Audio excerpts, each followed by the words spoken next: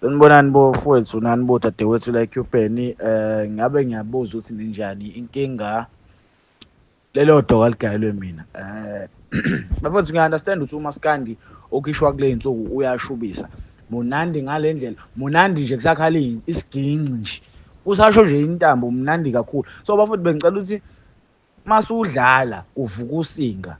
Sibuye rife esikhathini bafowethu.